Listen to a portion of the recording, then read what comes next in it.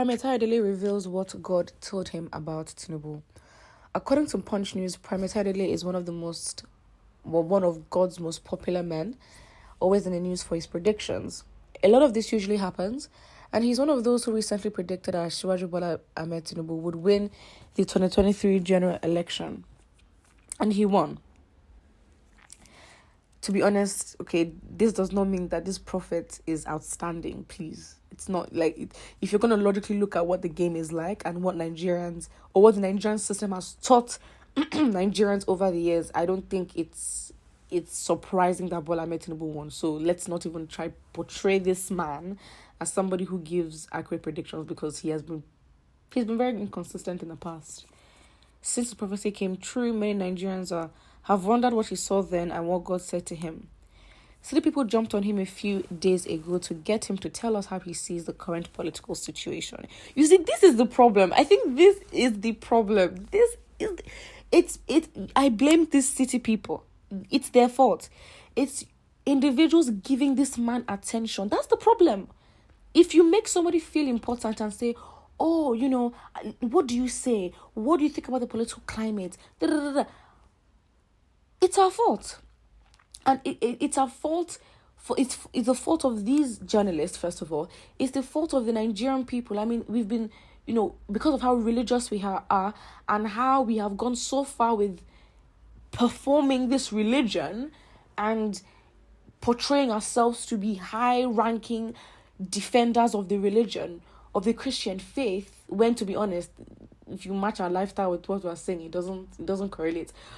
But it's like, because of how religious narratives and rhetorics are so strong, and the reverence, and how as a people and a collective, how we view pastors and we view prophets and we view these people as men of God, we take their opinions so seriously, and literally we are also in a chokehold.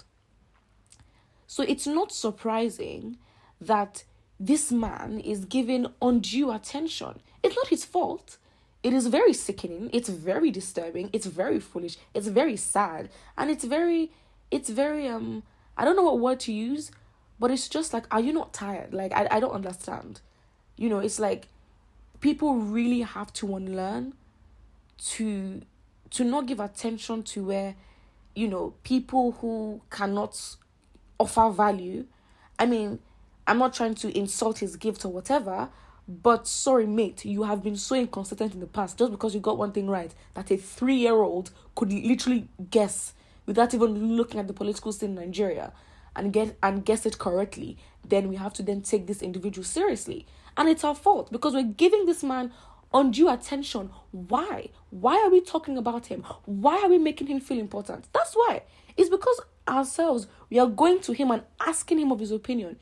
If we left him to the dust to rot somewhere, do you think that he will have the audacity to keep giving his predictions? But we entertain it. We make this individual feel important. We make him feel like what he's saying is important. We make him feel of value, so he keeps spewing things that are not of value with the impression that it is of value. And he knows what he's doing. He's getting the attention. He's promoting his church. He's promoting his business. And as Nigerians, the same thing happens again and again and again. We fall for it. If it's not this individual, it is another prophet. If it's not this another prophet, it's another prophet here, another prophet there, from different denominations.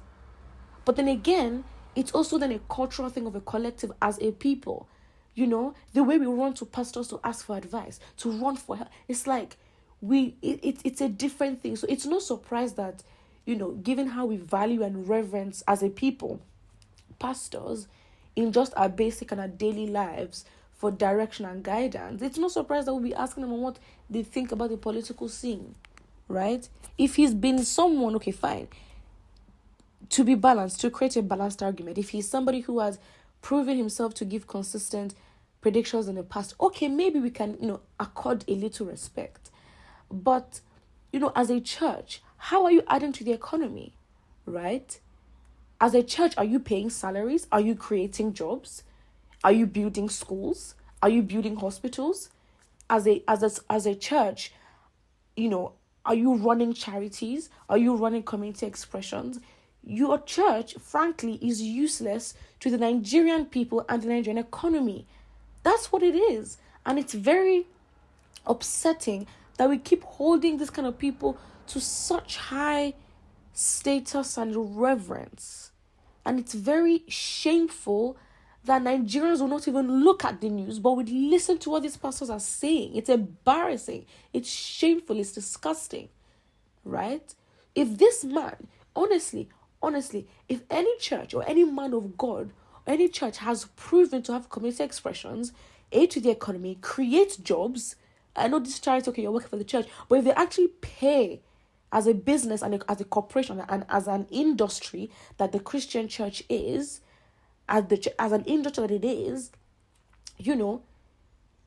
it's not pumping money into the economy. It's like the people are literally giving money to the church for these pastors to live such an amazing life.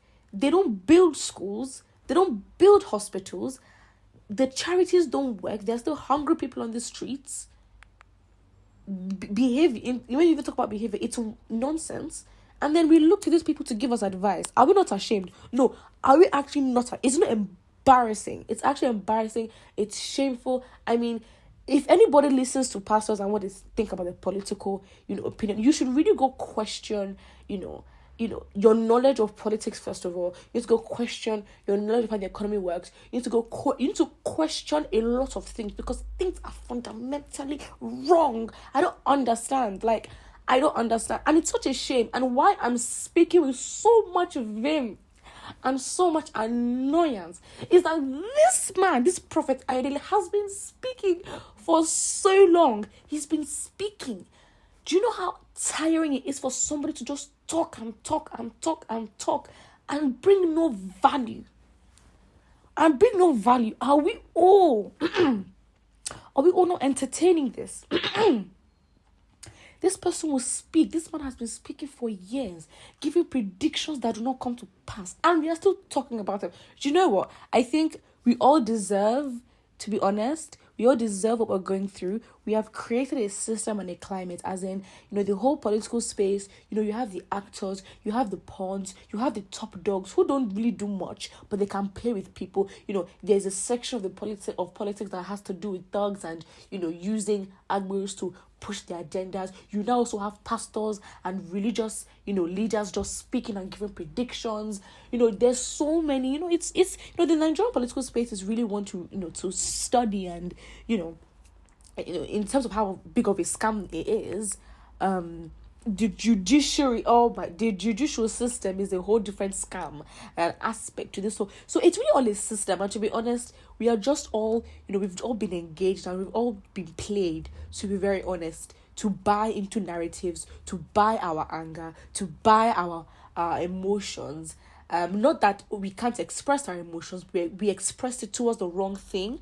And because we are so focused on what the narrative is that is sold to us, we forget the bigger picture. And so by the time it's time to actually think for the bigger picture, we've lost energy. We're tired. Put what you think about it in the comment section below, and don't forget to like and subscribe.